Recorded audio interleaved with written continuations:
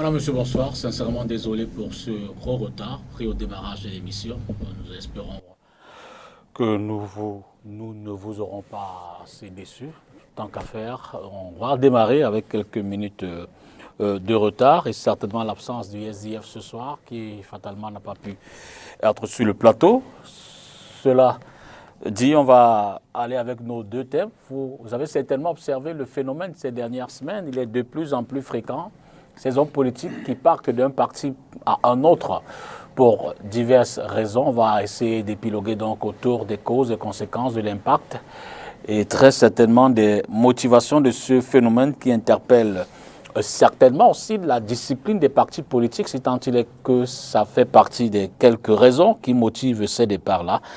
Ce sera le premier thème de l'émission, transhumance politique telle que formulée, stratégie au calcul intéressé.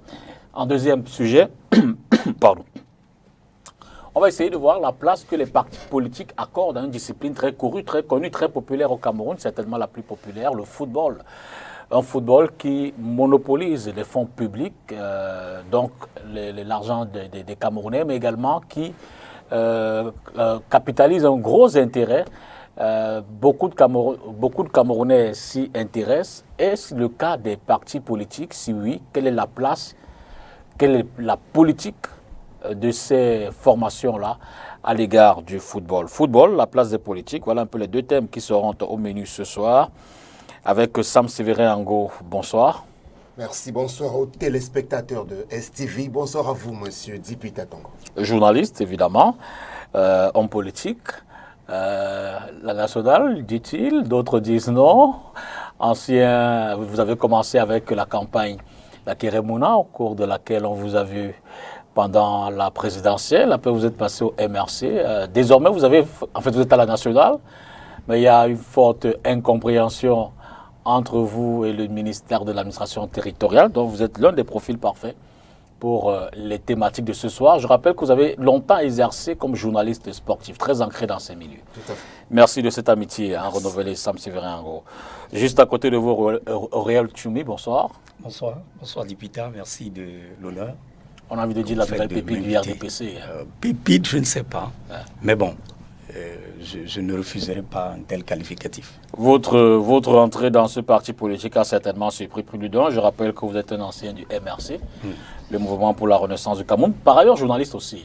Oui, journaliste. Journaliste, c'est la profession mère. Absolument. Ouais, ce qu'on a appris à faire à l'école. Vous avez été bien accueilli dans votre nouvelle formation? Oui, plus que je ne l'imaginais. Beaucoup plus que je ne l'imaginais. Avec un tapis rouge, mais naturellement avec beaucoup de garde-fous. Mais c'était bien, c'était bien.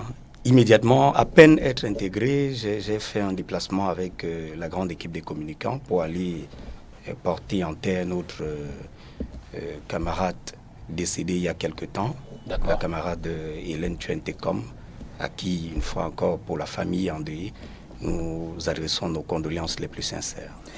Condoléances associées également. Et votre départ, ça fait couler des larmes? Bon, je ne sais pas si le flot d'injures, le flot de critiques, mais beaucoup plus d'injures. La critique, elle peut être constructive. Je ne sais pas si c'est ça qu'on peut appeler larmes, mais voilà, je prends parfois... Vous dites que vous êtes un militant qu'on va regretter, qu'on n'aurait pas voulu laisser partir. Non, personne n'a dit. Et je vous pose la question en regardant du coin de l'œil Emmanuel Kouni. Non.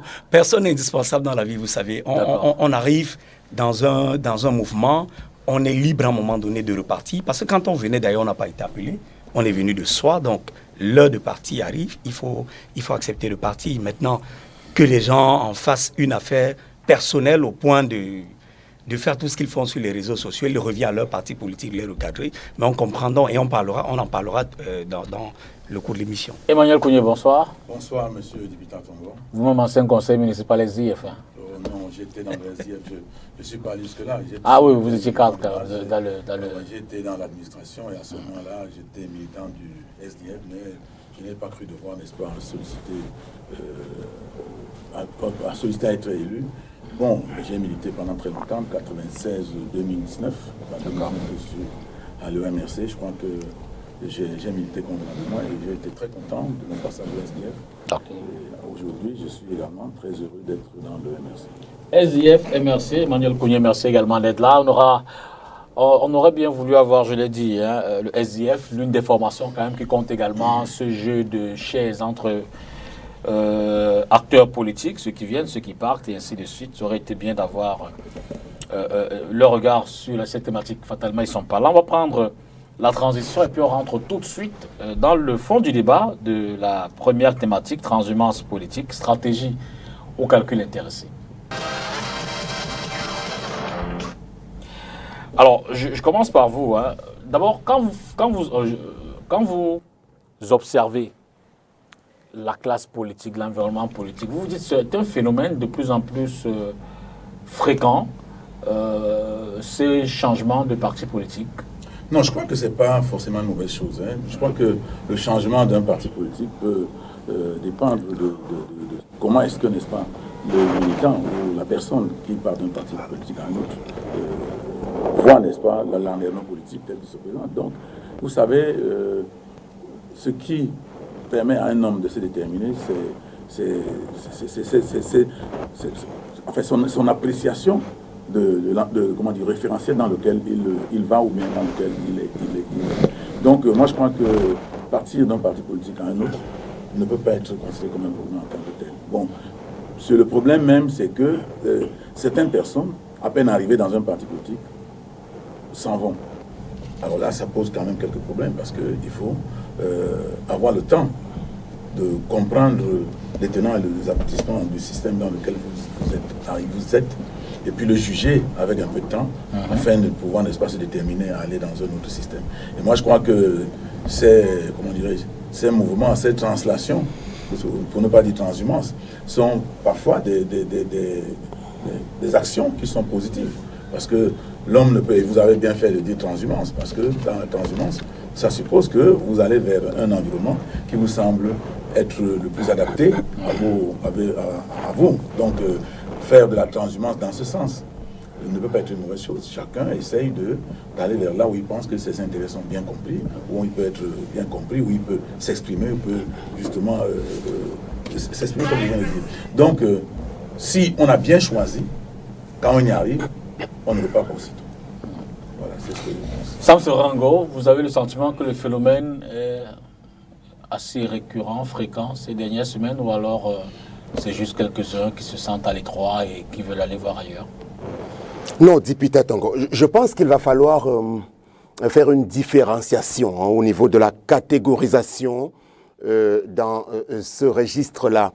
Mais je voudrais, si vous me le permettez, commencer par saluer pour le cas de la nationale nos différents représentants, pour ceux qui sont à l'écoute, donc notre secrétaire général Guillaume Patrick Ondoa, c'est un jeune, il est à Ebolova, notre vice-présidente, Madame Céline Mengue, Monsieur Narcisse Emery. Les dédicats, c'était pas au menu, ça, mais bon. Non, je les salue. Vous allez voir pourquoi.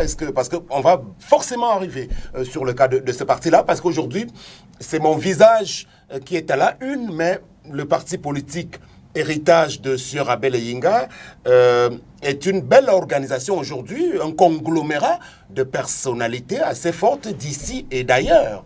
La diaspora et également sur l'ensemble du territoire. Nous avons jusqu'à Ngaoundéré dans la Damawa déjà des représentants. Donc ce n'est pas une affaire de Sam Sévérin pour le cas de la nationale. Mais le phénomène que vous évoquez, je parlais tout à l'heure d'opérer quand même une classification entre ceux qui peuvent être considérés comme des hommes politiques issus des rangs de l'opposition sérieuse, c'est-à-dire différente d'une opposition qui est plutôt rapprochée des cercles du pouvoir.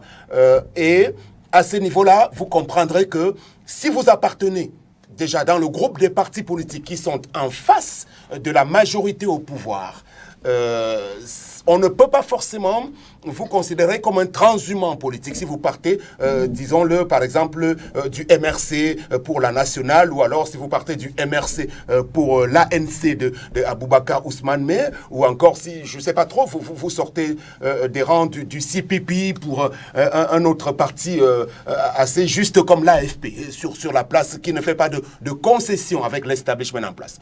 Donc, cela dit, pour le cas qui me concerne particulièrement, je voudrais m'empresser de rappeler que, un peu comme M. Tchoumi aussi, nous sortons d'où même pour nous retrouver dans l'arène politique. Parce que vous avez bien rappelé, M. Député, vous et moi, je crois qu'on a fait du chemin au tout début de notre carrière dans la chronique sportive.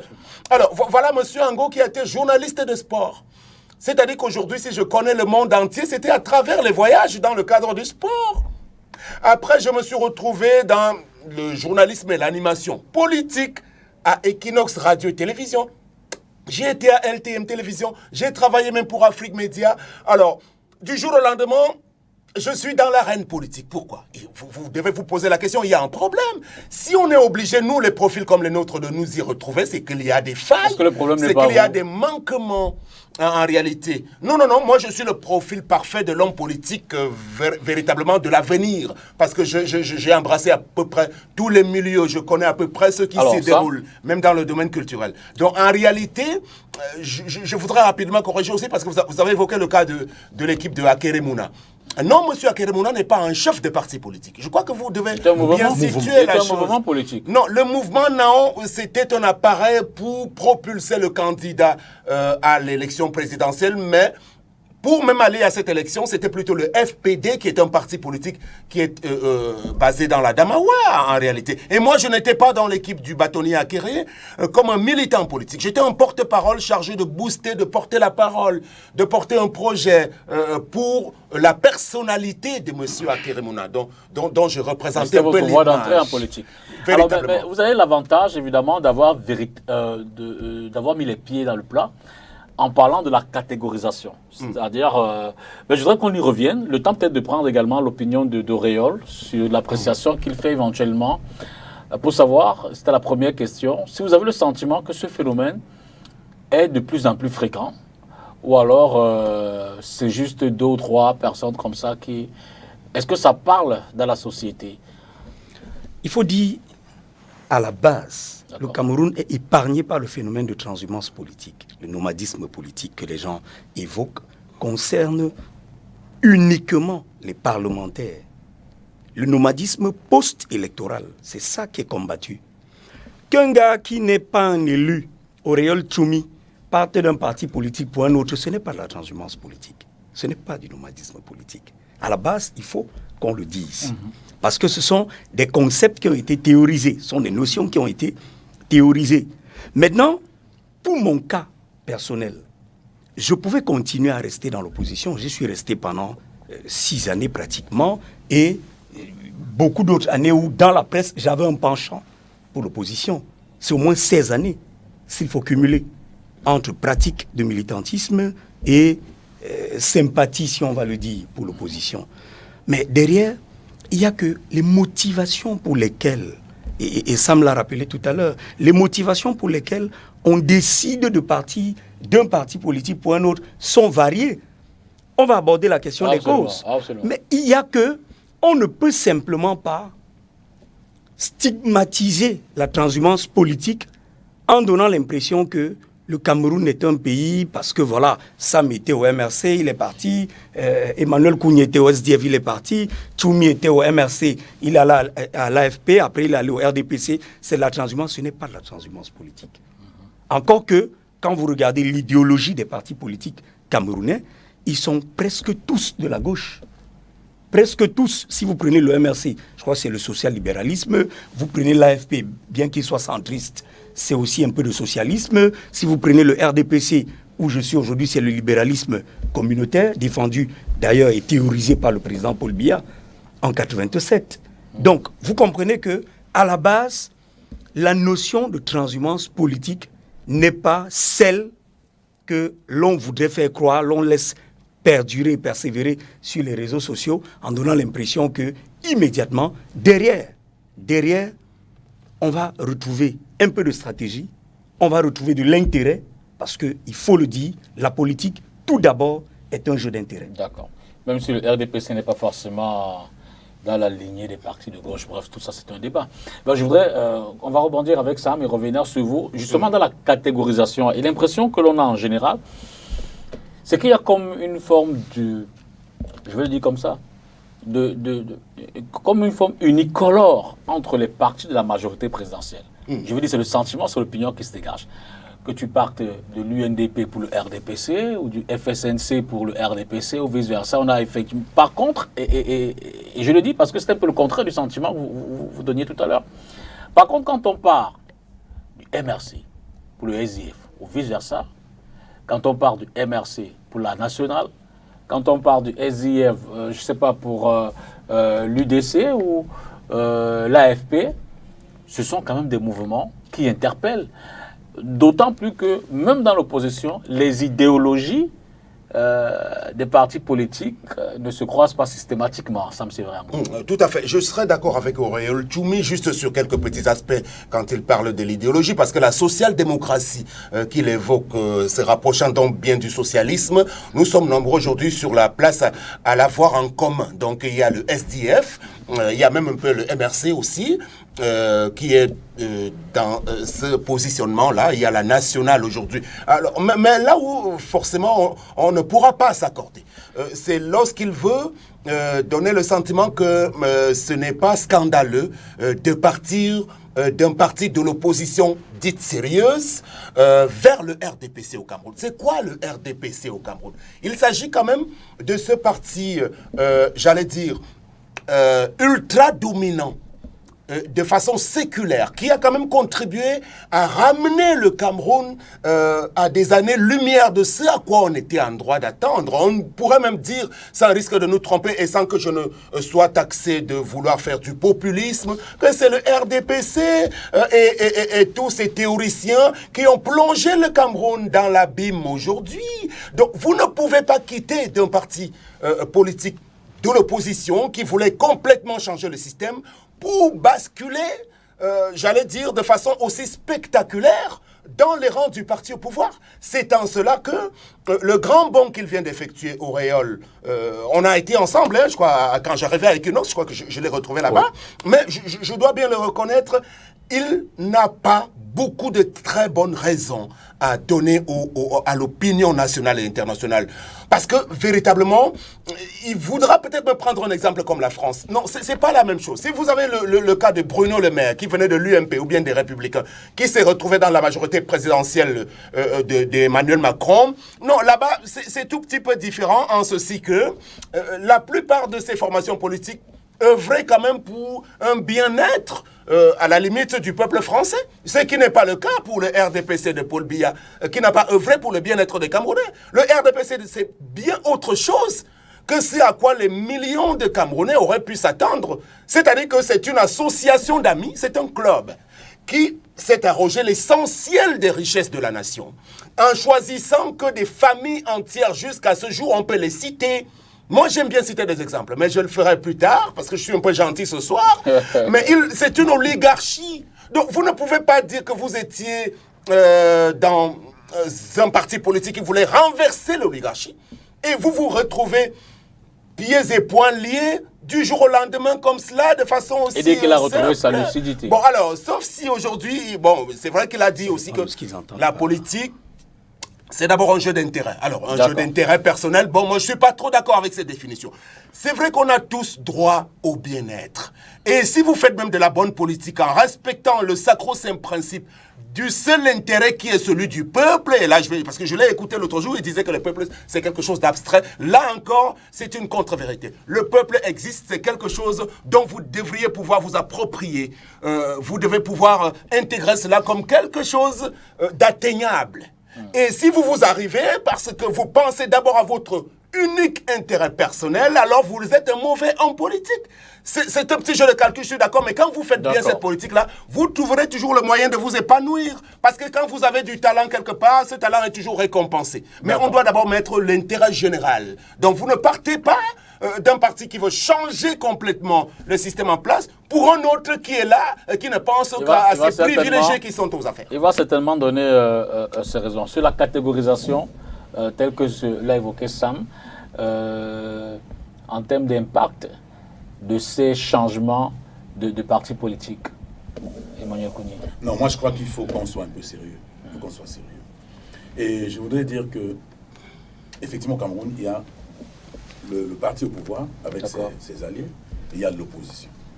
Pour mon cas particulièrement, en 1996, j'entre au SDF. J'entre au SDF au moment où M. Foundi, en 92, a gagné les élections présidentielles, a été frustré de son résultat, les gens ne peuvent dire ce qu'ils veulent, et où nous avons vu que l'injustice... L'histoire dit qu'en 92, c'est Paul Biya qui a gagné les élections. L'injustice s'abattre sur ce monsieur et sa capacité à résister face à cette situation. L'élection présidentielle 92. Et en 96, a été gagnée par le candidat du RDPC. Non, il n'a pas gagné. A été remporté par il a été désigné vainqueur. Remporté par le candidat du RDPC selon les résultats officiels. Les Camerounais savent ce qui s'est passé. Les résultats officiels sont les résultats officiels. On est au Cameroun. Et puis on sait bien comment ça se passe. Alors, je me suis battu dans le SDF de 96 à une certaine période récente, dans cette année, je peux dire 2015, 2004, 2020. Et nous avons passé tout notre temps à observer le RDPC aux affaires, à tirer le Cameroun vers le bas. Nous avons constaté que le Cameroun de 82,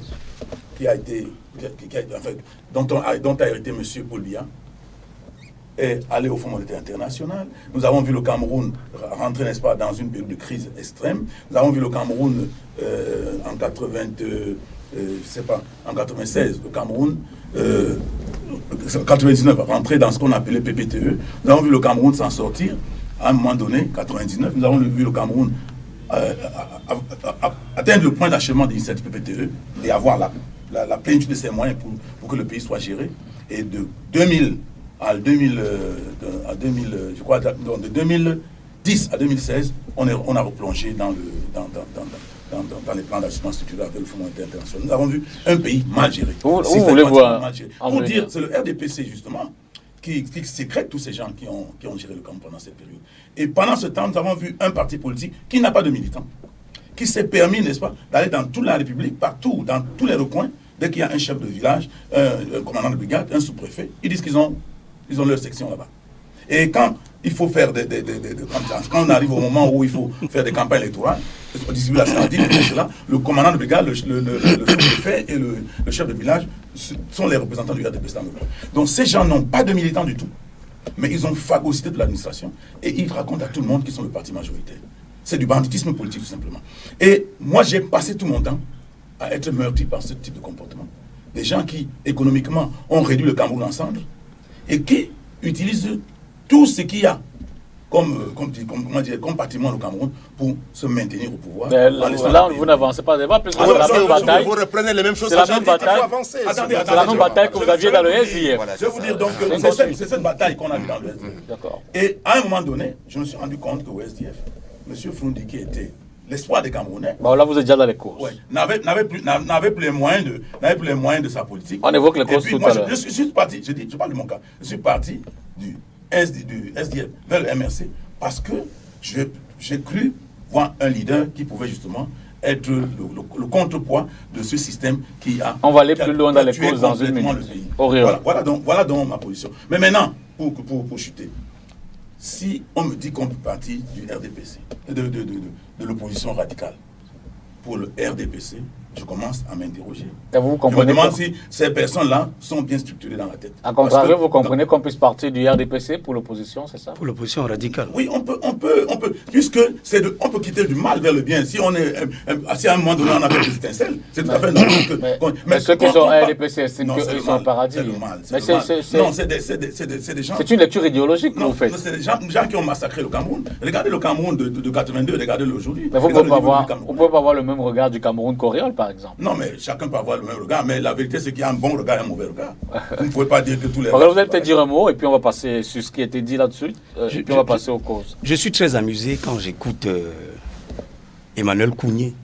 Amusé parce que, à la vérité, c'est justement ce discours radical, ce discours qui ne repose sur aucune idéologie, ce discours qui n'est pas travaillé, c'est ce discours qui chasse les jeunes, c'est ce discours qui ne les amène pas en politique, c'est ce discours qui les détourne de la vérité.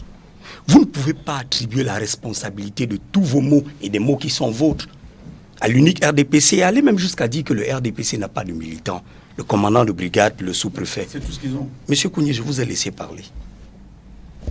Je voudrais bien comprendre que pendant les défilés, tout ce qu'on voit, ce sont les sous-préfets et les préfets. Ce sont les commandants de brigade. Je voudrais bien voir que la sardine, c'est ça la politique. C'est pourquoi je suis parti de l'opposition. C'est pourquoi je suis parti de l'opposition. Parce qu'à la vérité, vous ne dites pas la vérité aux jeunes. Vous ne leur dites pas que politique rime avec terrain, avec travail.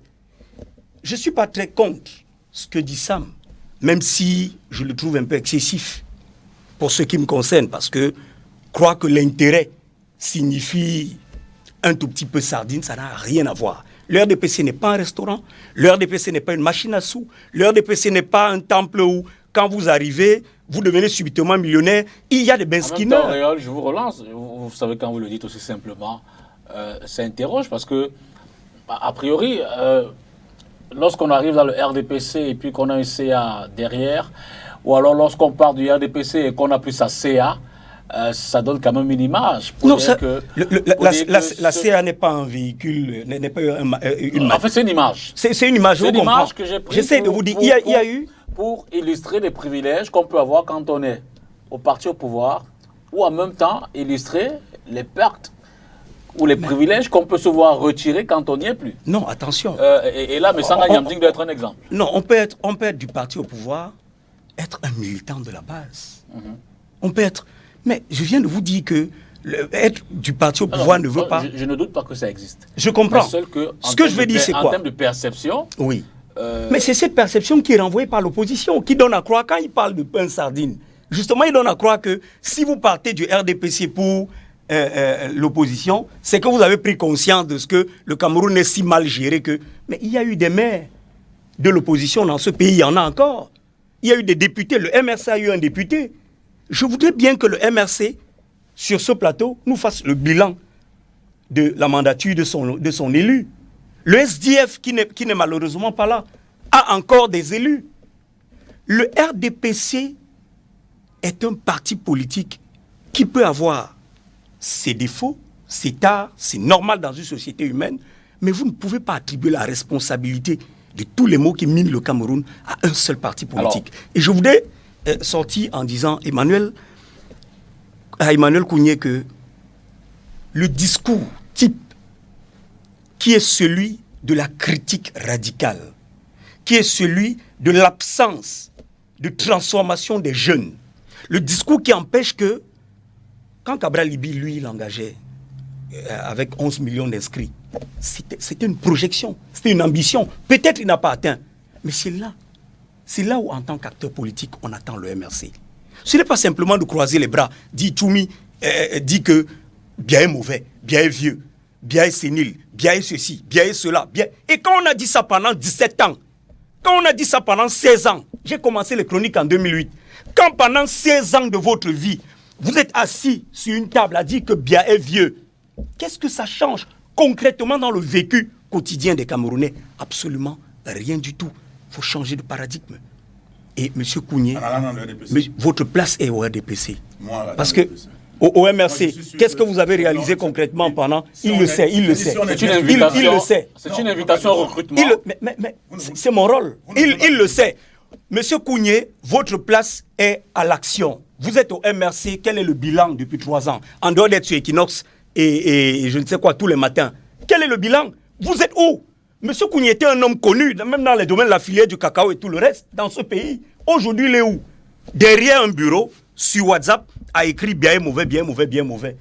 Bien mauvais, ça ne développe pas un pays. D'accord. Et on peut être de l'opposition radicale sans vraiment... écoutez, je voudrais qu'on soit sérieux sur ce plateau. Les termes tels que sardine et tout le reste, je mange la sardine depuis ma tendre enfance. Et là, je suis d'accord. On n'a pas besoin de donner l'impression que c'est une... Je suis d'accord avec vous pour dire que ça fait partie Emmanuel. des thèmes rouges.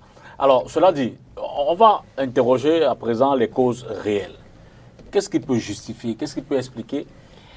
Est-ce des raisons profondément, mais alors idéologiques, donc sincèrement politiques?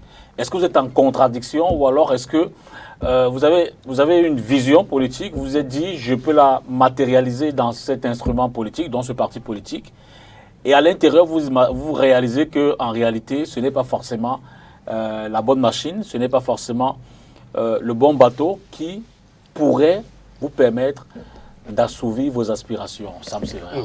Oui, monsieur Dipita, vous avez l'art de formuler assez bien vos questions, vous commencez à donner des pistes, de réponses même, donc je pense que vous voyez juste à ce niveau-là.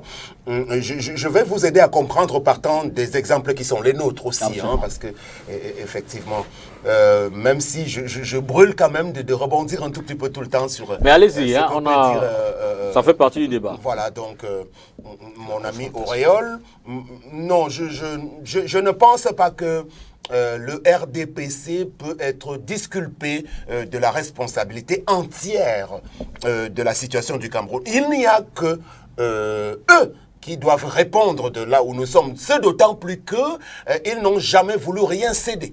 Comme Espagne. Eux et les autres partis politiques qui les ont rejoints et qui sont donc de cette majorité, comme l'UNDP avec qui ils gèrent le pays, le FSNC de M. Tiroma. Donc c'est eux qui sont comptables de la situation que nous vivons finalement. Donc on ne peut pas tenter de dire que quelques autres. Mais les partis politiques, certains autres pourraient être pointés du doigt, par exemple ceux de la mouvance de 90, qui avaient, par exemple, empêché que l'opposition puisse avoir une véritable majorité lorsqu'elle en avait la possibilité à l'Assemblée nationale, rappelez-vous.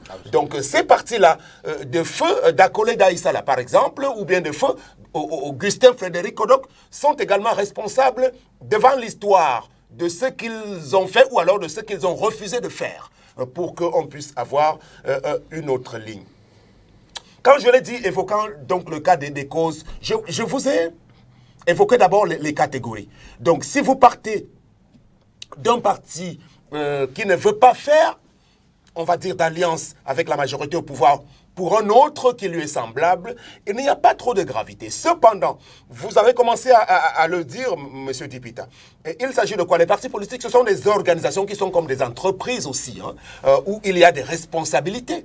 C'est à l'intérieur d'une formation politique qu'on commence à voir quel est le modèle de gouvernement que vous pouvez mettre en place. Il y a le SDF qui a même quelque chose d'assez original qu'ils appellent, depuis des lustres, le shadow cabinet, donc un gouvernement imaginaire.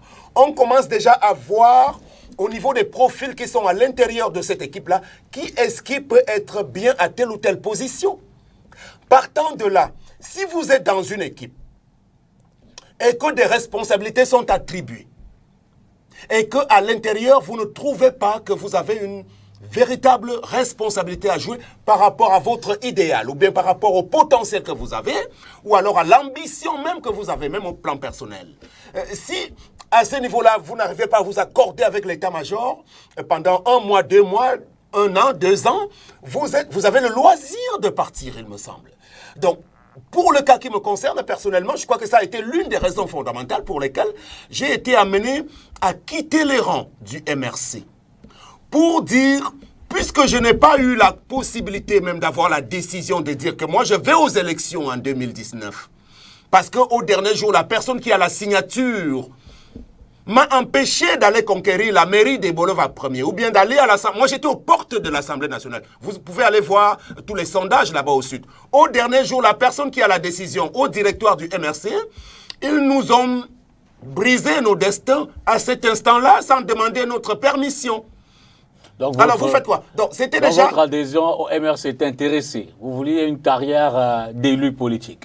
Alors, monsieur dit... Alors, maintenant, je vais vous répondre aussi assez... facilement que vous formulez la question. Quand vous me voyez parler, depuis que vous me pratiquez, vous ne voyez pas que j'ai vraiment un profil pour être à un très haut niveau dans ce pays. Je vous le souhaite. Je vous le souhaite. Non, ça. véritablement. Non, soyons sérieux. Mais c'est quoi ce pays où, quand on a de la valeur et de la compétence, on vous empêche de l'exprimer? Il s'agit de quoi? Vous savez, je sais tout faire en communication, en journalisme. Voici monsieur, je fais tout. Je sais tout faire. Même comme tribun aujourd'hui dans le champ politique, il n'y a pas mon pareil. Personne ne parle comme moi au Cameroun. Hein. Et vous voulez me dire que je ne devais pas avoir l'ambition d'aller à l'Assemblée nationale? Regardez le profil des députés qu'on a à l'Assemblée nationale. Des hommes d'affaires. Et je vais vous dire, ils s'en foutent royalement des intérêts du peuple, le Parlement qu'on a là-bas. C'est pour cela que nous, on a été déçus, parce que j'aurais aimé voir, je le rappelle tout le temps, des nouveaux députés à l'Assemblée nationale qui auraient le profil de Michel Ndoki, Bibou Nissak, Okala Ebode, Sam Séverin Ango, Célestin Djamen, pour ne prendre que les cas de mes anciens camarades politiques. Parce qu'aujourd'hui, nous avons malheureusement une assemblée truffée de faux profils. Alors, pour revenir aux raisons fondamentales, moi, j'ai eu besoin d'être dans une équipe où j'ai moi-même la signature pour dire que, bon, aux prochaines élections, les investitures vont se dérouler comme ça. Absolument. Donc, je n'aurais pas besoin vraiment d'attendre qu'une décision arrive le dernier jour pour qu'on n'y aille pas. Encore faudrait-il que le ministre de l'administration territoriale vous reconnaisse. Non, à ce niveau-là, bon, vous savez, on a reconstitué un dossier, hein, parce que le premier dossier, il avait été très bien fabriqué, et puis à la suite d'une assemblée générale. Donc c'est au niveau de la région du Sud que le dossier est en souffrance, et depuis 2 semaines, nous sommes repartis déposer le même dossier, et aujourd'hui même, on nous a informé que le gouverneur de la région du Sud n'a toujours pas transmis le dossier de la nouvelle équipe de la nationale à Yaoundé. Les mauvais gouverneurs, monsieur qui est là-bas depuis une dizaine d'années aujourd'hui, il est de la région de l'Est, il me semble. Vous voyez, je ne me rappelle même plus de son nom. Pourtant, il y a un gouverneur qui travaille dans la région du Centre.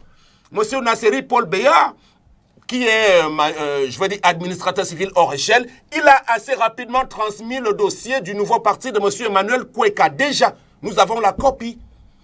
Alors, monsieur Ngele, qui travaille au Sud, je ne sais pas trop s'il travaille avec ses fonctionnaires, ils n'ont pas transmis. Donc pour l'instant, quel que soit ce qui sera fait, moi, je peux vous dire qu'on trouvera toujours le moyen d'aller aux élections, même si on bloque les partis politiques, sur les causes la nationale, voilà.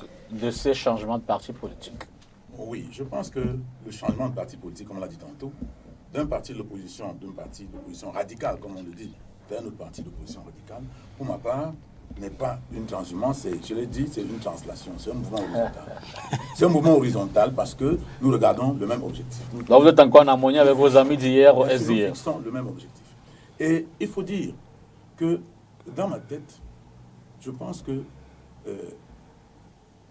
partir d'un parti politique de l'opposition pour aller vers le RDPC, pour moi, jusqu'à présent, je n'arrive pas à me réaliser cela. Pourquoi?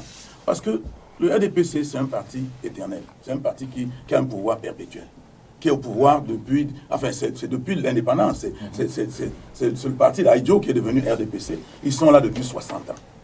60 ans à créer de l'immobilisme. D'ailleurs, quand je regarde le RDPC et son gouvernement, ces militants qui nous gouvernent, je vois des gens qui, à un moment donné, ont dit, écoutez, nous avons beaucoup souffert avec la crise économique, nous allons avoir la possibilité de mettre sur pied notre programme économique.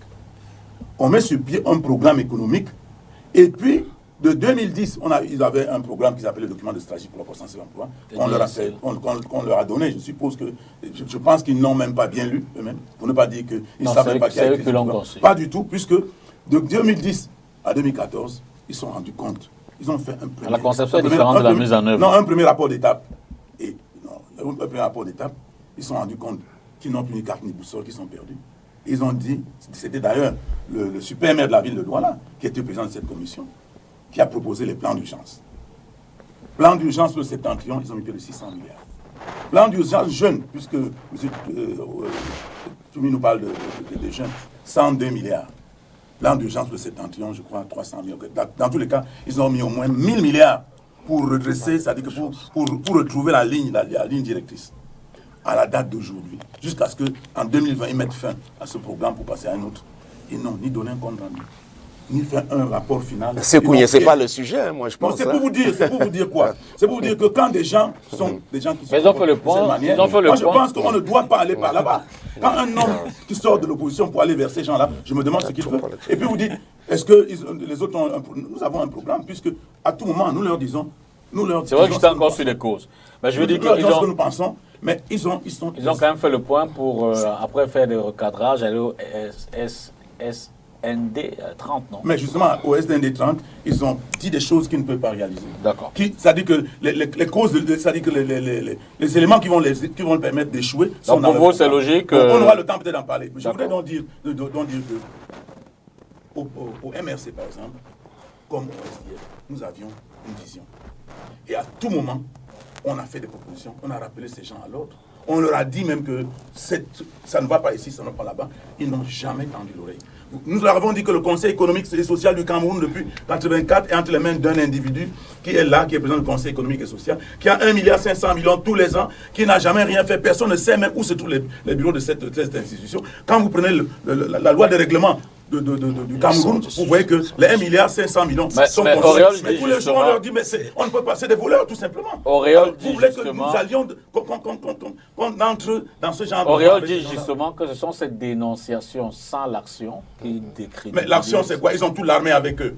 Ils tapent sur tout le monde. Si vous parlez à tout moment, ils sont prêts. On ne peut même pas faire une petite marche. Vous allez vous retrouver tous en prison. Mais c'est de la dictature. Vous voulez faire quoi face à une dictature? Auréole dit qu'il faut mener quelle action? Il n'y a aucune action à mener. Vous ne pouvez pas mener une action face aux gens qui ont décidé, n'est-ce pas, de soumettre tout le monde. Auréole Tchoumi, les causes. Je voudrais en une seconde seulement dire à Sam que je suis un peu gêné quand il est fâché en traitant le gouverneur de mauvais gouverneur. Pourtant, il sait qu'il est couvert par la loi. La loi de 90, l'article 7 alinéa 2, dit qu'après le dépôt du dossier chez le MINAT dispose, le gouverneur a 15 jours francs. 15 jours, voilà. Mais le MINAT, une fois qu'il a reçu le dossier, dispose de 3 mois. Après votre dépôt, 3 mois plus tard, le parti est... le gouverneur n'a jamais transmis. Mais attention. Non. Seul que le MINAT a fait une communication pour dire qu'il y a certaines personnes qui se prévalent d'un certain titre. Oui, non, je parle du dossier qu'il vient de redéposer. Ah, d'accord. Oui, donc il ne se fâche pas parce qu'il est protégé par la loi. Il faut simplement veiller à ce que le gouvernement... la loi ici. C'est toi qui dis ça? Oui. Mais votre parti, je reviens. Votre parti existe, non? Je reviens. Bien sûr, mais je n'ai pas dit que notre parti n'existe pas. Mais quand il parle de la loi, ça c'est un pays où on respecte la loi. Comment? Votre parti existe? Mais ça, si notre parti existe, ça veut dire qu'on respecte la loi. On a respecté la loi pour la création de notre parti. Mais on ne va pas, ce n'est pas de manière sélective. On respecte la loi, on ne la respecte pas. Ça c'est un pays où c'est hors la loi qui nous gouverne. Non, en réalité, si vous permettez, monsieur Dipita, je voulais juste compléter. Il va reprendre la parole. 30 secondes. Non, la loi, elle est très claire à ce niveau-là. Elle n'est vraiment pas ambiguë. En cas de transformation à la tête ou à l'intérieur d'une formation politique, parce que la nationale existe depuis 1996. Donc, les ayants droit, les héritiers ou alors n'importe quel groupe de militants qui se revendiquent de ce parti-là se réunissent tout simplement et en informent l'administration à travers le gouvernement région dans laquelle se trouve hébergé le siège du parti. Donc pour la nationale, c'est bel et bien Ebolova. Le gouverneur de la région du Sud, M. Nguele, a été informé depuis le 4 mai dernier. On a toutes les références. Et il a 15 jours pour transmettre à Yaoundé pour validation auprès du ministre de tutelle. Ils ne l'ont pas fait. Nous sommes donc repartis il y a 2 semaines. Et je vous assure, parce qu'on suit ça au jour le jour, aujourd'hui, mardi 13 septembre, mon secrétaire général est reparti dans les bureaux du service du gouverneur. On lui a fait savoir que le dossier est toujours là. Il n'a pas encore été transmis. Donc nous attendons le 15e jour. Et lorsque le ministre reçoit le dossier, en réalité, il n'a pas les 3 mois. Parce qu'on n'est pas en train de créer un parti, en réalité, Auréole Tchoumi. Il prend simplement acte, on l'en informe. Il n'a pas le droit d'interférer. Ce n'est pas au ministre de dire c'est tel qui est le président de telle formation politique. Ce n'est même pas à lui de se plaindre. Parce que son communiqué était finalement, à la limite, très malvenu. Ce sont les militants qui doivent se plaindre. En tant que garant de l'ordre public, il peut quand même encadrer tout cela. L'ordre public était perturbé à quel niveau? Moi, je ne comprends pas. Vous savez? Non, finalement, c'est quoi l'ordre public? Les garde-fous. Alors, revenons au sujet. Emmanuel fait un aveu d'échec. Et j'admire ça. C'est ce que j'admire sur le MRC. L'aveu d'échec. Que vous disiez à la télévision, en Mondo Vision, sur les antennes d'STV que vous ne savez même pas où se trouvent les locaux du Conseil économique social, vous pouvez me dire là où que le Conseil économique social a 1,5 milliard de francs l'an et qu'il ne sert à rien, c'est un aveu d'échec. C'est un organe consultatif. Et un organe consultatif n'a pas besoin, M. Kounié, de publicité. On le consulte. Il émet des avis. Il travaille en back-office. Il n'est pas en front-office. Ce n'est pas lui qui élabore la politique gouvernementale. Vous connaissez le texte qui crée ce... Monsieur Kounié, je viens de vous dire. Oui, je viens de vous dire en 1 minute ce que c'est. Non, vous n'en savez rien.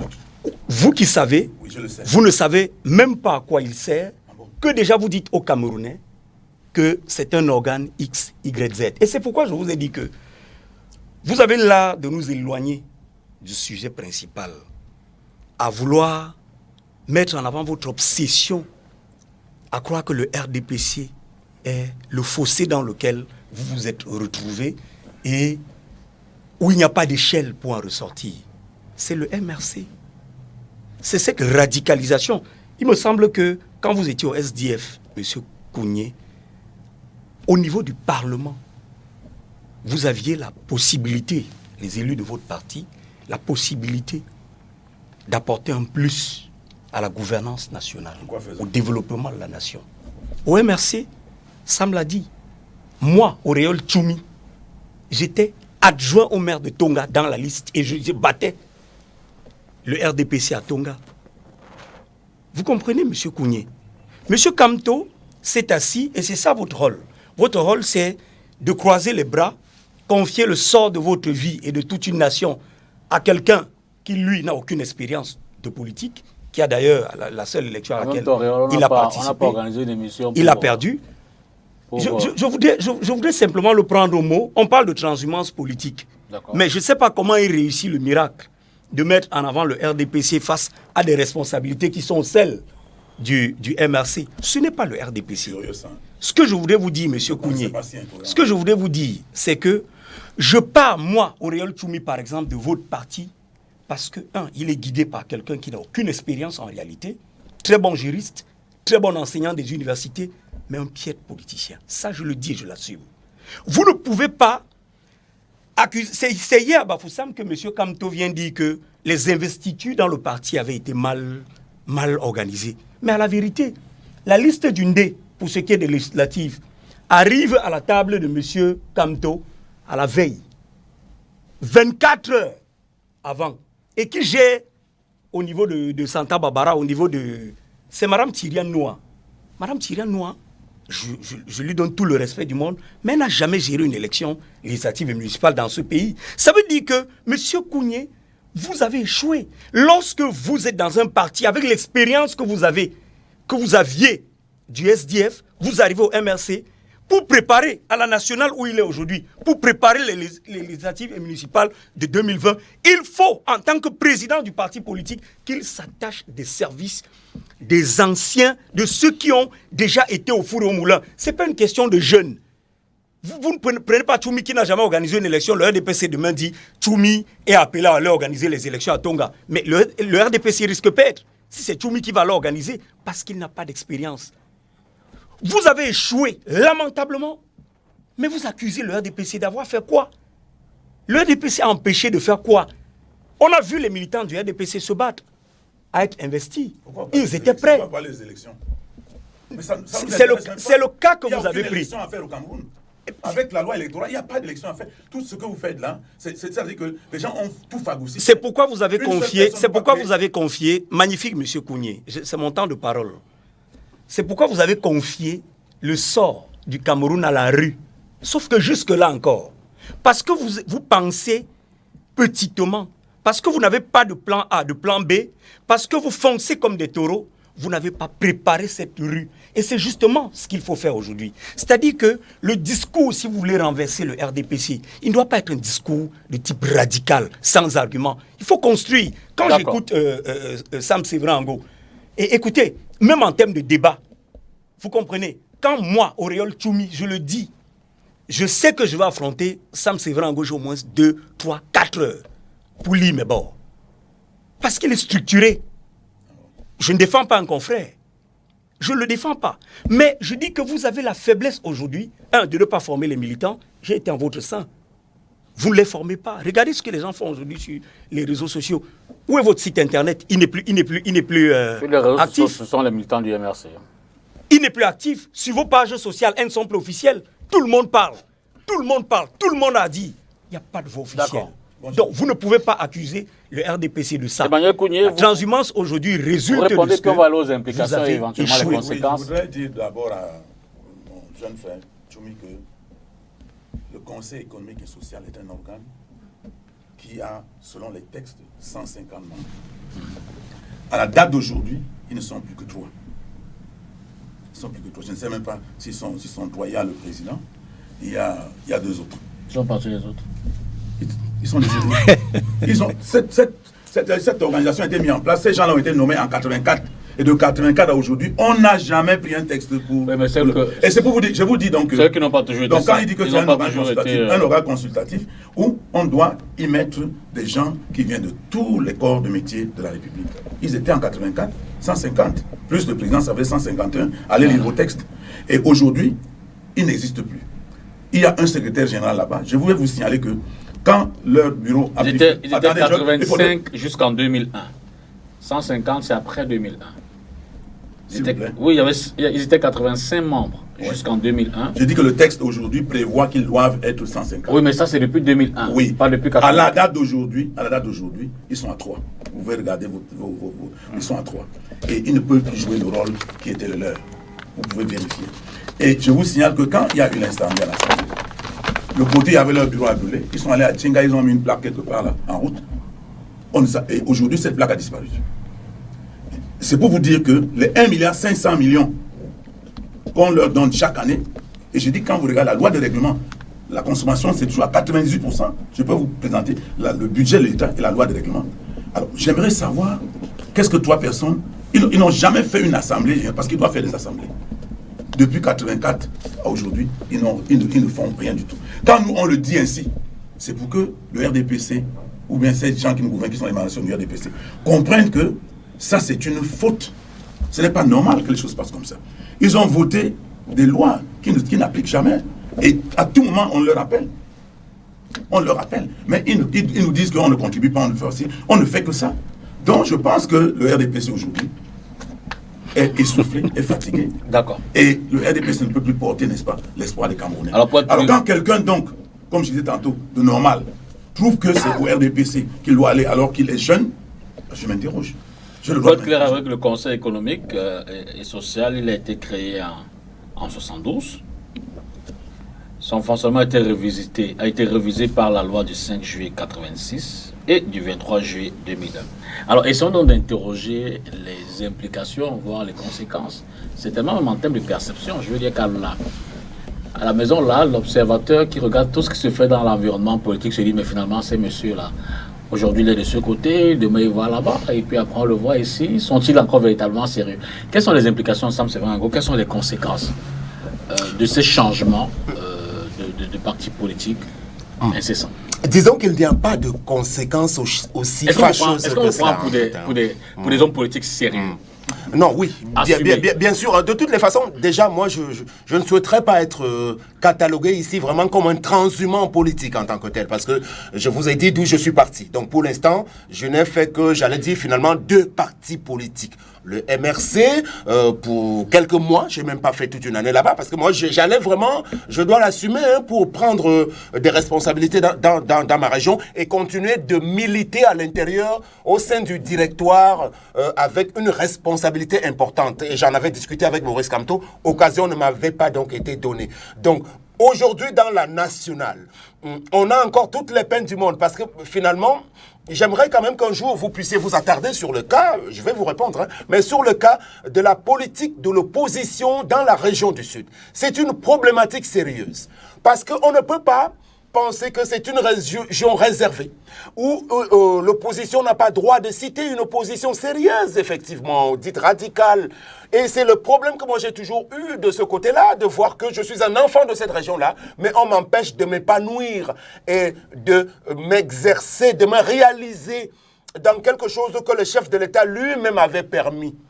C'est-à-dire qu'il avait appelé tout le monde à venir dans l'arène politique. Si on vous a tout refusé, c'est-à-dire qu'avec leurs enfants, leurs familles et tout ce qu'ils ont comme privilège, ils se sont assurés d'une importante part de marché. Je veux parler des oligarques qui nous dirigent. Maintenant, ils nous empêchent même sur le terrain politique d'y aller. Vous voyez, la première conséquence est celle-là. C'est celle d'une radicalisation encore. Parce que, voyez-vous, s'ils continuent avec ce qu'ils sont en train de commencer là, avec déjà ce qu'ils m'ont réservé au MRC et bien d'autres de mes camarades, enfants du Sud, le risque c'est que on sera encore plus dur et on va monter d'un cran. Et pour l'instant, nous observons, parce qu'il est bien possible qu'on aille à un appel à autre chose de bien plus grave. Nous, on ne veut pas en appeler à un État sécessionniste au Sud, hein, mais il faut qu'on nous laisse. On nous laisse parce que nous sommes des enfants de la République aussi. Non, il ne faut pas rigoler avec ça. Parce que vous essayez, vous pensez que vous êtes tous nés au Cameroun. Les gens ont tout amassé, ils ont tout confisqué. Nous, on veut faire simplement de la politique. On nous laisse aller aux élections. Tout un ministre commet un gros communiqué pour dire, vous n'avez pas le droit. Moi, j'ai fait le choix de rester au Cameroun. Et je voudrais qu'on me laisse aller tout droit vers mes objectifs pour que mon destin s'accomplisse. Donc, mon destin ne doit pas être entre les mains de Jacques Famendongo, ou bien de M. Atanganji, ou bien de Louis-Paul Motazé. Quand je parle de moi, je parle de Audrey Emengosson, je parle de Guillaume Ondouapi, je parle de Céline Mengue, je parle de Emery Toun, je parle de Benjamin Obam, je parle de M. François Zorbo-Kane, qui sont des lieutenants de la nationale. Maintenant, autre conséquence,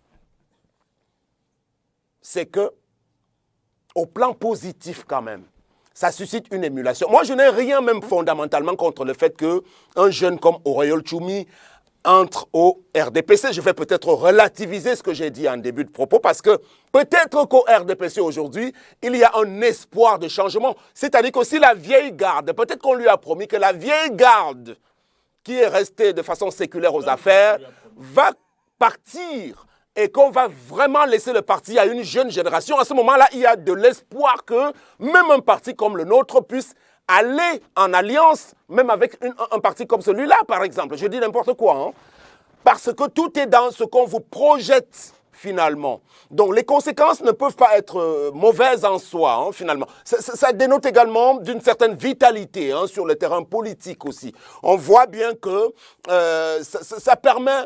Parce que nous autres journalistes qui ne sommes pas des professionnels politiques à la base, si on se retrouve là-dedans, je crois que ça peut faire des émules, hein. Ça peut susciter d'autres vocations, ça peut attirer de plus en plus de la jeunesse et même de la gente féminine à rentrer là-dedans, à croire en nous. C'est ce que je suis en train d'évoquer aujourd'hui. Donc finalement, voyons plutôt la chose du bon côté et qu'il n'y a pas... Ce que je peux regretter au passage, malheureusement, c'est un autre phénomène. Peut-être que vous ferez une autre émission là-dessus qui a cours aujourd'hui. Ce sont ces velléités de division et de scission et de schisme à l'intérieur de certaines formations politiques. Et c'est ça qui est beaucoup plus dramatique, à mon sens. Sur les conséquences, les implications. C'est que les partis politiques, aujourd'hui, perdent de leur superbe. Les partis politiques. On parle pour des personnes sérieuses, pour des formations sérieuses. Les partis politiques, quand vous regardez l'opposition aujourd'hui, il y a très peu de partis politiques aujourd'hui axés sur la formation. Il y a très peu de partis politiques axés sur la préparation. La prise de pouvoir se prépare. La conquête du pouvoir se prépare au jour le jour. C'est une formation permanente. Quand vous regardez le travail qui a été abattu par l'ECAM, il y a eu 338 000 nouveaux inscrits sur les listes électorales. Est-ce que vous pensez que M. Kounié devrait être fier de ça? Parce que quand vous venez regarder dans la chasse gardée du RDPC, c'est ça. Si vous dites qu'il y a 6 millions d'inscrits sur les listes électorales et qu'on est dans un pays de 26 millions d'habitants, il y a 20 millions de personnes qui ne sont pas inscrites. Le rôle de l'opposition, c'est ce que dit Sam Séverin Ango, je ne suis pas très contre. C'est justement d'avoir le verbe et le mot qu'il faut, M. Kounié, pour convaincre cette masse à adhérer à la politique. Ce n'est pas la database du RDPC que vous pensez pouvoir ébranler. Après, vous-même, vous êtes encore à pleurer, à dire que le RDPC a les machines, le RDPC a ci, le RDPC a ça. On ne peut pas pleurer ad vitam aeternam, il faut travailler. La transhumance aujourd'hui résulte de ce que l'opposition a échoué. l'opposition a échoué et ceux qui dirigent les partis politiques de l'opposition donnent à croire que il y a une seule chose à faire au Cameroun, c'est remplacer Paul Biya. On ne peut pas, un jeune ne peut pas rêver d'être maire. D'ailleurs, M. Dipita, on tient ce discours au MRC. On dit, si on partait en 2020, le RDPC devait nous donner quelques 80 conseillers maires. On aurait eu quoi par la suite? Ça aurait changé quoi? La solution, c'est bien. Conséquence, qu'est-ce qu'on fait? Avec la crise anglophone, on va à l'élection présidentielle. Avec un code électoral non consensuel, entre guillemets, on va à l'élection présidentielle. Avec un processus électoral, entre guillemets, biaisé, ce sont vos termes, on va à l'élection présidentielle. Mais avec les mêmes ingrédients, on ne va ni aux législatives, ni aux municipales, ni. Et derrière, on dit, non, le boycott est une stratégie. Ce n'est pas une stratégie, c'est un aveu d'échec. D'accord. Sur les conséquences. Oui, je voudrais dire que parler des élections au Cameroun de cette manière, c'est assez regrettable. Parce que quand vous êtes dans un système électoral où une seule personne nomme le conseil électoral, nomme le conseil constitutionnel, nomme tout le monde, et lui-même est candidat. Former la masse critique. Non, la masse critique. Former la masse critique. Ça suppose que vous nous demandez d'aller à l'affrontement. Rien à faire. À l'affrontement. Quand c'est de cette manière, alors, ce qui est clair, c'est que vous imaginez le président du Conseil constitutionnel aller s'asseoir sur une table et dire que M. Paul Biya a perdu les élections quand tu vas gagner les élections. Vous imaginez ça? C'est inimaginable au Cameroun. Parce que, d'ailleurs, ce monsieur, quand on l'a nommé, il a dansé. Il était tellement heureux. Monsieur Kounié, c'est ce discours, c'est ce discours qui fait que les jeunes ne s'inscrivent pas sur les listes électorales. Même si les jeunes s'inscrivent, d'ailleurs, vous avez parlé. Jusqu'à quand allez-vous faire cet aveu d'échec? Parce que vous pensez que aveu d'échec, aveu d'incompétence. Quelqu'un a pris le Cameroun en otage, c'est sa propriété. Non, il faut qu'il libère le Cameroun et qu'il laisse les Camerounais pouvoir, n'est-ce pas, s'exprimer et puis aller où le Cameroun fait. Vous ne pouvez pas, une seule personne, pas confisquer un pays pendant 40 ans. Et puis, toi, tu te mets à soutenir. Non, monsieur Dipita, en une seconde seulement, Emmanuel. Il le permet pas. Oui, une seconde seulement, Emmanuel. Quand je parle de masse critique, c'est ça. On est dans Douala. L'opposition, lors des dernières élections, n'a pas rempli tous les bureaux de vote de Douala. À l'heure où on parle, l'opposition n'a même pas encore commencé à former ses scrutateurs. Mais là, vous savez que la réponse à cette question, la réponse, il fallait dire logique à cette question, est si tant il est vrai que le scrutin est transparent, est-ce que l'opposition a-t-elle besoin? Si, c'est ça la masse critique. C'est ça le rôle de la masse critique. De mettre des formes de surveillance. Nous allons prendre des bidons d'essence pour nous mettre devant les bureaux de vote pour qu'on ne change pas le procès-verbaux. Aux dernières élections présidentielles, il a été dit clairement qu'il y a eu 26 procès-verbaux que les gens ont eu et 32 tableaux. C'est-à-dire que les gens ont fait disparaître les procès-verbaux, ils ont pris des formats à 4, ils ont transféré. Vous n'avez jamais réussi à prouver ça, même jusqu'à l'Union africaine. Au Conseil constitutionnel, ça a été dit et redit. Mais le président du Conseil constitutionnel avait un rôle à jouer, il a joué son rôle. Alors quand on est dans un système comme celui-ci, et vous nous dites il faut aller à l'Assemblée, il faut aller aux élections, mais vous allez aux élections, c'est bien. Mais si c'est pour, n'est-ce pas, avoir, comme disait Sam, si c'est pour qu'on puisse s'anoublir un peu, d'accord. Mais ça ne peut pas permettre de résoudre le problème du Cameroun. Je crois que le problème du Cameroun se trouve au sommet. Il faut une nouvelle politique économique, une nouvelle politique sociale. Il faut qu'au Cameroun, on dise aux gens qu'on ne peut pas nous donner 180 milliards pour riposter contre la Covid-19 en précisant que la riposte va être économique, elle va être sociale, elle va être sanitaire, et que quand les 180 milliards sont là, que des gens se mettent assis pour partager le butin. Tel ministère, tel montant, tel ministère, tel montant, et ils prennent tout cet argent, et vous continuez à nous dire que la politique qui est appliquée au Cameroun est une politique qui va nous conduire vers l'abîme. Et nous ne pouvons pas continuer à penser que nous allons jouer des petits rôles là-dedans pour que ceux qui mettent cette politique en place puissent continuer, n'est-ce pas, à se pérenniser au pouvoir. Parce que aller chercher des petits postes de maire et tout ça, c'est bien, mais nous allons jouer ce rôle-là. Et ils vont jouer le rôle principal, et le Cameroun ne changera jamais. Regardez la situation sociale du Cameroun. Il n'y a pas de politique dans le Cameroun. Il n'y a rien du tout. Le Cameroun n'a aucune politique. Donc moi, je pense que le problème du Cameroun, c'est le sommet. Tant que ça ne change pas le sommet, vous ne pouvez pas trouver une solution pour l'avancée. Je ne peux pas laisser passer, M. Dipita, pardonnez-moi, parce que là, je suis en porte-à-faux complètement. Je ne sais pas si M. Emmanuel Kounié était parti pour aller aux dernières élections auxquelles nous n'avons pas pu participer.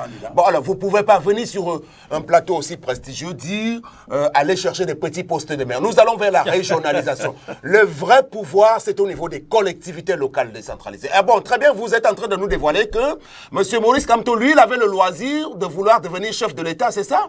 Parce que pour vous, c'est le changement à la tête. Et nous, on n'avait pas le droit de devenir maire et député. Pourquoi nous, on ne peut pas être maire? Non, ça c'est... Député.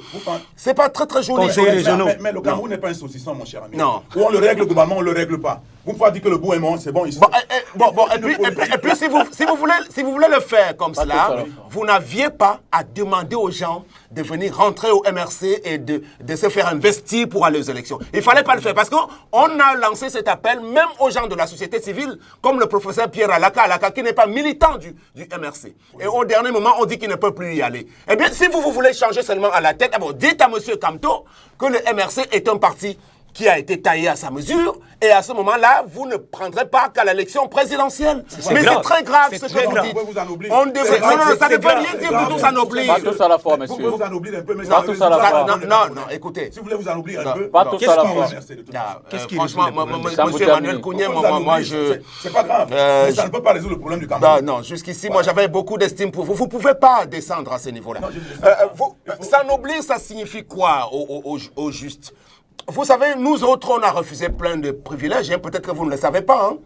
Est-ce que vous savez, pour le cas, on va parler de football tout à l'heure, vous savez le risque que je prends en me mettant en face de quelqu'un comme Samuel Eto'o-Fils, en refusant les privilèges? L'objet du football n'est pas de parler de Samuel Eto'o-Fils. C'est pour vous dire déjà que ne m'amenez pas sur ce terrain. Moi, je ne cherche pas les avantages. Mais je dis que j'ai voulu être au service de ma collectivité, des populations plus proches de moi pour impacter sur leur destin. La politique, ce n'est pas seulement qu'on va venir à la radio et à la télévision. Mais Emmanuel, avoir une formation politique, c'est conquérir le pouvoir. Mais il faut qu'il y ait une politique. Conquérir le pouvoir local et le pouvoir... La conquête doit être possible. Il faudrait qu'il y ait un environnement où la conquête est possible. Nous sommes dans un environnement où la conquête n'est pas possible. La conquête n'est pas possible. Ces gens ont... Mais ils sont allés au nord et au sud-ouest, ils ont dit qu'ils ont eu tous les députés, tous les maires, alors qu'il n'y a pas eu élection là-bas. Merci. Parle de quoi avec ces gens-là? C'est les quelques militaires qui étaient à qui on voté. C'est vrai que le SDF là-bas a fait des recours. Très bien. Les gens ont déposé un dossier à Yaoundé et on les a votés où?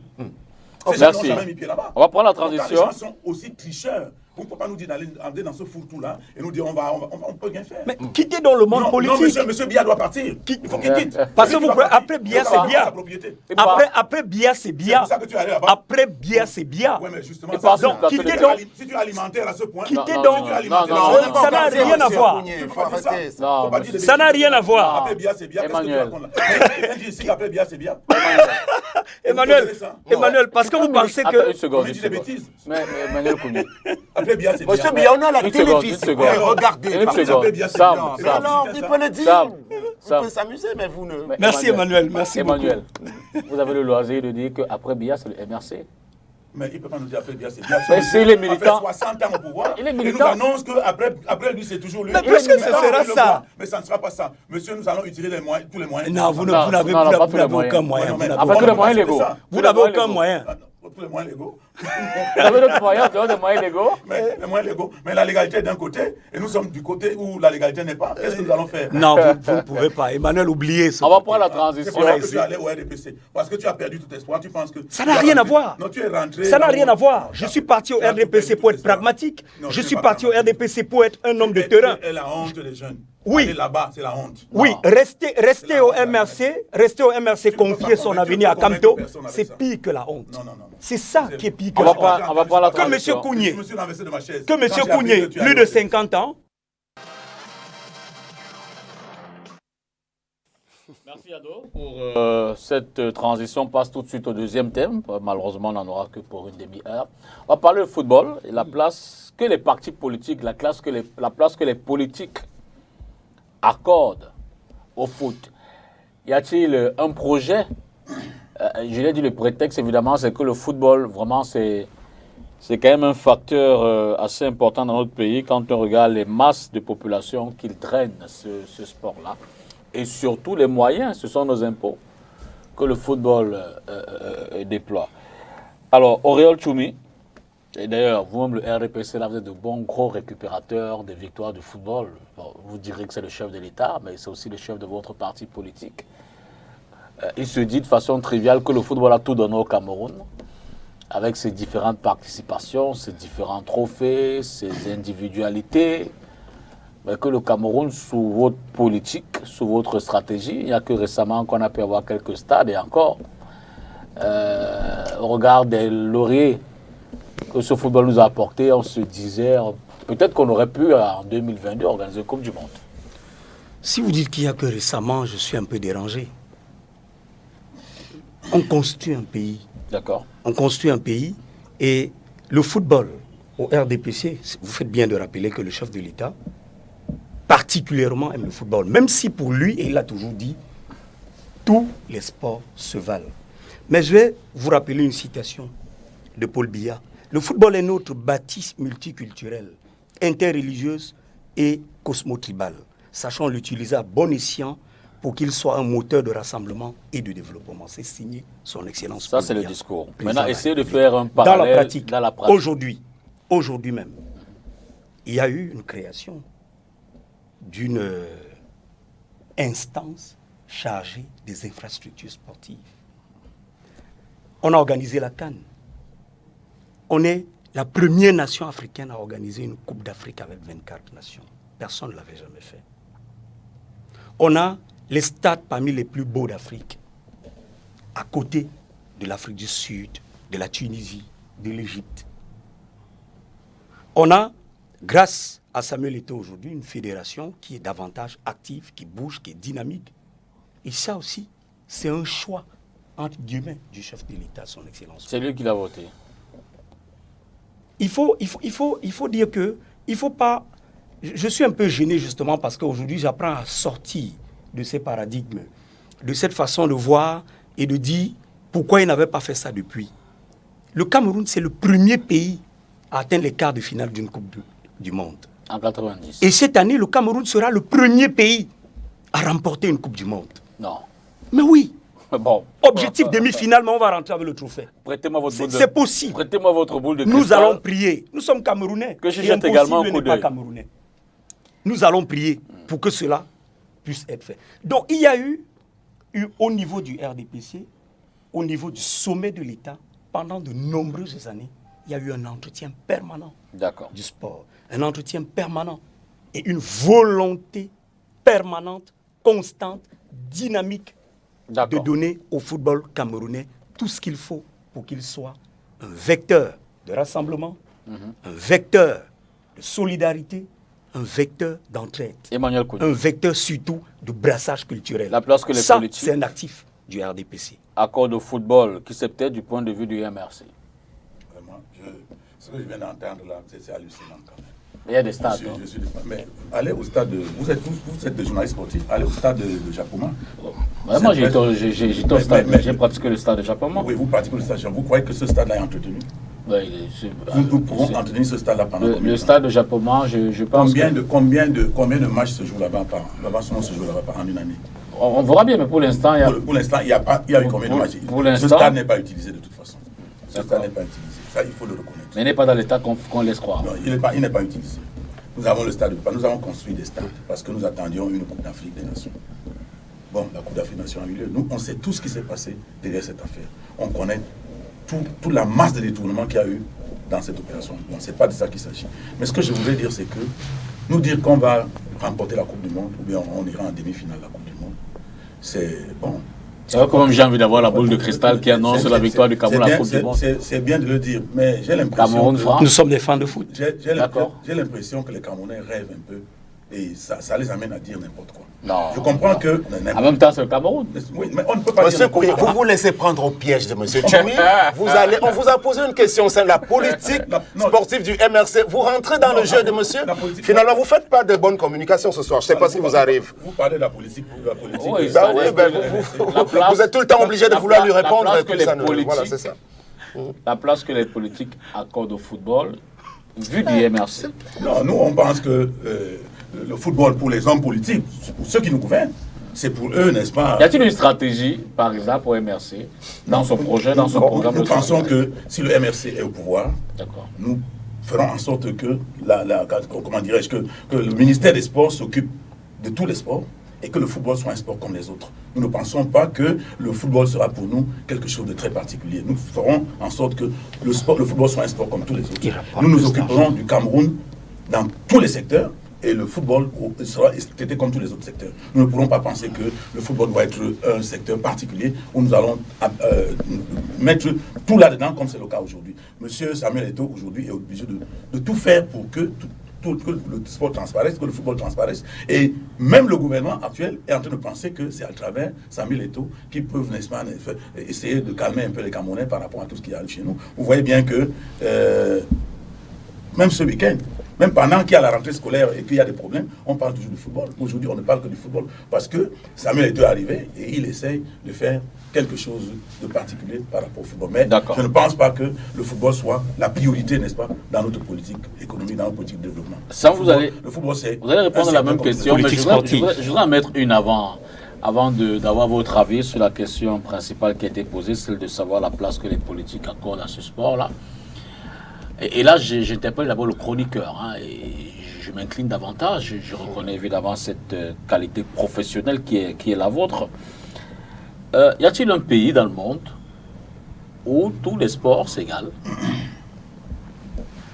Oui, je pense que ça peut exister. Non, disons que le football a toujours une prépondérance en raison de sa nature même, parce que le football a ses spécificités en général.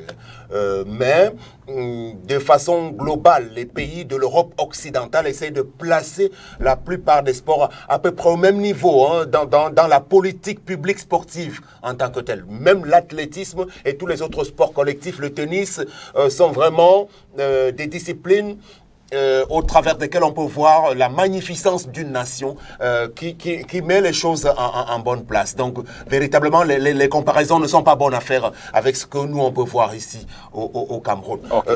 Maintenant, pour la suite, c'est très délicat cette question. Peut-être que vous auriez pu nous donner un peu plus de temps là-dessus, parce que quand on est dans un pays comme le Cameroun, où l'on manque d'eau, d'électricité, de routes, de l'infrastructure de base, des écoles et tout cela, et bien évidemment, le sport, le football en l'occurrence, bien qu'étant présenté comme l'opium du peuple, qui a su nous réussir très très généralement, peut s'apparenter à une belle distraction. Et à ce moment-là, lorsque vous n'avez pas le minimum, la preuve c'est que j'ai entendu M. Tchoumi se gargariser de ce qu'on a eu une belle CAN. Alors, quels sont les profils de ceux qui étaient en joie dans les tribunes des stades de Yaoundé et Douala pendant la CAN? Les ressortissants camerounais, c'était les privilégiés de la République qui s'amusaient avec le Don Pérignon ou bien les enfants gâtés qui étaient bien, qui avaient la possibilité de s'acheter les billets. Chercher l'image décalée, hein. Ce n'était pas le Camerounais tout le monde en fait, parce que la plupart des Camerounais aujourd'hui ont de la difficulté à s'alimenter convenablement au quotidien. En cela, est-ce qu'on doit toujours réserver à ce football-là nécessairement sa place première? C'est la bonne interrogation aujourd'hui, finalement. Et c'est pour cela que je reconnais en cela la délicatesse dans cette problématique, parce qu'un temps, sur ce même plateau, je crois dans une autre émission, moi j'avais eu à estimer que le football n'a jamais rien développé pour un pays comme le Cameroun. Alors, très bien, vu sous le prisme politique stricto sensu, il s'agit de dire que oui, le sport est un vecteur de développement. Oui, le football doit avoir une première place, davantage si on a reçu, comme c'est le cas au Cameroun, beaucoup de potentiel et de talent en cette matière. Mais qu'est-ce qu'on en a fait? Il faut bien, à nouveau, regarder la politique qui est celle du pouvoir en place.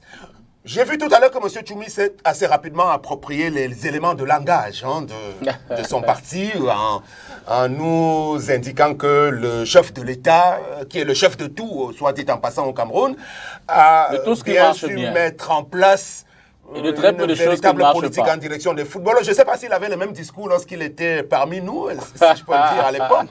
Mais je voudrais lui rappeler que les seules victoires des équipes nationales de football qui sont bonnes à célébrer sont celles-là où précisément le Cameroun n'a rien fait pour que on puisse en arriver là. On ne peut pas simplement se contenter de célébrer les victoires à l'arrivée. Et en amont, il n'y a pas une véritable politique. La politique sportive en matière de football, c'est quoi?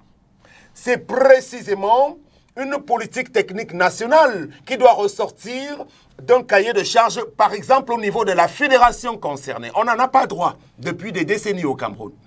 Et si on n'a pas eu droit à cette politique technique nationale à travers ce qu'on appelle la direction technique nationale, qui relève de bons choix de techniciens qui sont trompus à la tâche, qui commencent donc de la catégorie inférieure, les poussins, les benjamins, les moins de 16 ans, les moins de 17 ans, les moins de 20 ans, les moins de 23 ans, jusqu'aux seniors, on ne peut pas dire que cet État-là a privilégié la formation des athlètes du football. Ce qui est généralement célébré, ce sont les victoires des athlètes seniors. Or, dans la catégorie des seniors, ce sont des produits finis. Généralement, même on ne les connaît pas. Certains, comme c'est le cas en ce moment, on parle des binationaux. Ils n'ont même pas joué. Il n'y a pas de trace où ils sont passés au Cameroun. Donc, il n'y a pas une véritable politique de la base au sommet pour qu'on ait les résultats. On a voulu copier quelque chose, et là je peux un peu vous aider, M. Tchoumi, en parlant de l'Académie nationale de football. Sauf que la NAFOOT, telle qu'elle a été mise en place, sous la formule du renouveau, c'est un gros bricolage. Moi, j'étais au Qatar, monsieur Dipita Tongo, vous le savez. Alors, moi, j'ai visité là-bas la plus grosse académie de football au monde qui s'appelle Aspire. Il y a Clairefontaine en France et bien d'autres centres, véritablement. Parce que si vous voulez faire des choses, allez copier ce qui se fait ailleurs. La NAFOOT, véritablement, c'est rien du tout. Parce qu'on ne sait pas comment ça fonctionne. Vous avez déjà beaucoup de micmacs qui s'y déroulent. Il faut mettre en place quelque chose de véritablement sérieux. Alors, ce à quoi on a eu droit en matière de formation de jeunes, c'était des initiatives privées comme le FBC, l'école de football des brasseries du Cameroun, ou bien l'école de football de l'UCB, de la Kadji Sport Academy. Mais l'État en lui-même n'a rien mis en place pour encourager véritablement la formation et l'éclosion des talents. La preuve, c'est qu'aujourd'hui, à peine un joueur a commencé à évoluer dans un club de première ou de deuxième division au Cameroun, dans l'amateurisme, il est déjà programmé pour aller en Europe, ou bien dans n'importe quel continent, même en Asie, dans un pays de seconde zone, parce qu'il n'y a pas une politique qui permet de les retenir sur place comme c'était par le passé. Aujourd'hui, le meilleur joueur du Cameroun, qui joue, je crois, de Coton Sport de Garoua, monsieur Wassi Passion, est déjà programmé pour aller jouer professionnel, alors qu'on n'a même pas eu le temps de bien le regarder. Ça dénote simplement d'une absence de politique globale d'encadrement. C'est pour cela que nous disons simplement que le sport, oui, le football, aura un meilleur sort lorsque on aura un gros changement à la tête des institutions du Cameroun, avec de nouveaux dirigeants qui ont une grande vision. Comme nous autres, par exemple, si on arrive aux affaires, on viendra remettre tout à plat, parce que pour l'instant, c'est du bricolage. Moi, je ne suis pas d'accord avec ce que j'ai entendu tout à l'heure. Par rapport à la nouvelle équipe exécutive à la Fédération de football, elles ne font pas le boulot. Il ne faut pas le boulot là-bas. N'a-t-il pas lieu, ce sera peut-être la question de sortie, malheureusement, on n'a pas pu avoir le temps de récupérer ce qu'on a perdu en début d'émission. N'a-t-il pas lieu de véritablement intégrer, justement, dans les stratégies politiques des partis, dans les logiques des hommes politiques que vous êtes, cette donnée qu'est le football, qui peut être une industrie, qui peut être, je veux dire, au regard quand même de ce que le football apporte dans notre pays, on parle de 7 milliards de francs CFA par exemple, si on est champion du monde. En Coupe du Monde, vous me direz que c'est pour l'association sportive qu'elle a fait Cafoot, association privée. Ben, je vais dire qu'il y a des produits dérivés. Lorsqu'on organise une CAN, il y a des rentrées au niveau des visas et autres. N'y a-t-il pas lieu pour vous, formation politique justement, de capitaliser, de définir des stratégies pour mieux capitaliser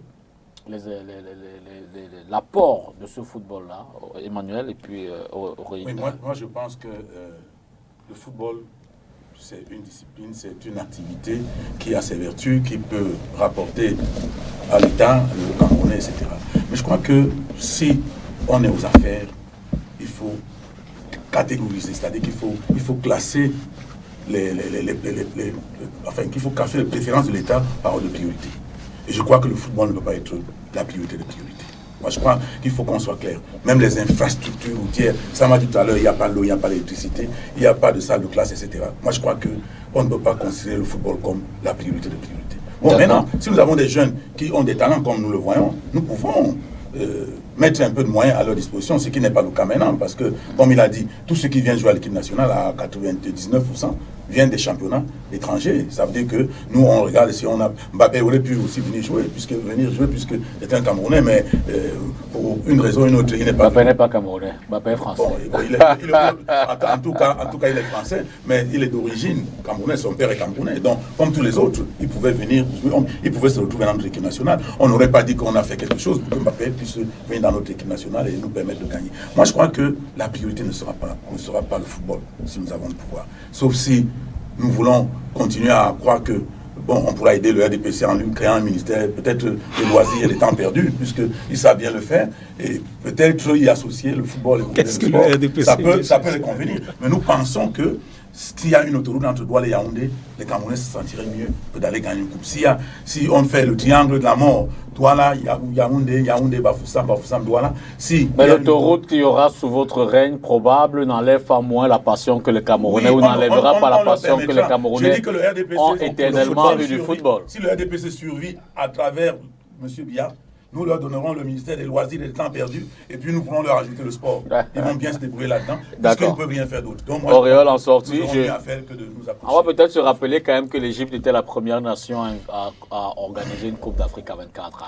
Il faut dire que Emmanuel néglige beaucoup la portée du football. Et personne ne dit qu'il faut prioriser le football. On a démontré que ce que le football apporte au pays est beaucoup plus grand que ça. C'est-à-dire que ne donnez pas... Les logements sociaux, par exemple. C'est où? Vous ne pouvez pas les dissocier. C'est où? Vous ne pouvez pas les dissocier. Les logements sociaux, c'est une politique parallèle, non? Je crois que... Parallèle, mais regardez ce qui se passe aujourd'hui. Parallèle, alors... On les construit, on les construit à proximité des stades. Vous avez vu ce qui est à Olembe, ce qu'on vient d'inaugurer à Mwamba Koko, à Bafoussam, à Kwekong. C'est ça, la portée du football. La route qui va au stade de Japoma, vous avez vu à quoi elle ressemble? C'est quoi cette machine? C'est une mauvaise route. La route qui va de Total. Mais c'est combien de kilomètres? Non, vous avez vu à quoi elle ressemble. Écoutez, non. Mais c'est 1 kilomètre. C'est ça, vous êtes toujours dans le rêve, Emmanuel. C'est pas 1 kilomètre. Et même si c'était 1 kilomètre, c'est une route qui a sorti les populations d'un enclavement avéré. Et c'est ça le problème. C'est-à-dire que vous donnez l'impression aux gens que, une fois que le MRC, pas extraordinaire, prendra le pouvoir, le Cameroun deviendra le pays où coule le lait et le miel en abondance. C'est un discours idéaliste. 10 fois mieux, cher monsieur. Non, vous ne ferez rien du tout, puisque à l'heure où on parle, qu'est-ce qui vous empêche de faire déjà au petit niveau? À quel niveau? Au petit niveau, au niveau communal, au niveau du village, au niveau du canton, au niveau du quartier. Qui vous empêche de le faire? Qui te dit qu'on ne fait rien? Mais... Nous encadrons les jeunes, nous allons parler construire les routes. D'accord. Qu'est-ce que vous attendez de nous dans les quartiers? Alors, vous avez terminé Auréole? Non, c'était pour lui dire qu'il ne faut pas qu'il néglige la portée du football. Le football apporte beaucoup et le RDPC l'a compris. Le RDPC l'a compris et le RDPC a permis justement que les retombées du football, le Cameroun en bénéficie. Et aujourd'hui, les routes, les logements sociaux dont je viens de vous parler, ce sont des avantages. Les stades, à côté de la rénovation des anciens, il y a eu des nouveaux. Ce sont des avantages. Les hôtels qui sont sortis de terre comme des champignons pour accueillir la CAN, ce sont des avantages. Et dernière chose, vous dites que tous ceux qui jouent au ballon... Non, il y a un CHAN, Championnat d'Afrique des Nations. C'est joué par des joueurs locaux. L'ANAFOOT, dont a parlé Sam tout à l'heure, l'ANAFOOT a une bonne cuvée de joueurs locaux dans les championnats camerounais et XXL. Il joue le CHAN. Et ce sera la prise de parole de fin d'émission. Ok, très bien. Puisque c'est la dernière prise de parole. Non, l'ANAFOOT, il faut la refonder complètement. La formule actuelle. Et c'est ça, il faut reconnaître en réalité que les choses sont mal faites. Elles sont mal ficelées. Et c'est pour cela, parce qu'au Cameroun, on est habitué. Moi, je suis d'accord avec M. Kounien quand il dit tout autour des stades, que ce soit à Yaoundé et à Douala, on a quelques petits kilomètres de route. Il faut apprendre à faire les choses de manière grandiose quand même et définitive. Non, on ne va pas tout le temps se contenter des replâtrages. Bon, c'est une parenthèse. Je voudrais, au sortir de ce programme, quand même, d'abord demander à ce que le public continue de croire en la politique. Parce que malheureusement, ils l'ont compris, les oligarques.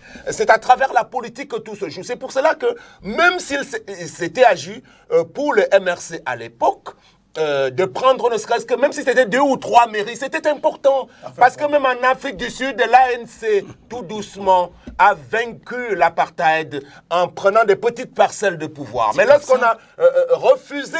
Vous refusez 15% parce que pour l'instant, la majorité obèse du RDPC, ils s'en contentent, ça ne les dérange pas du tout.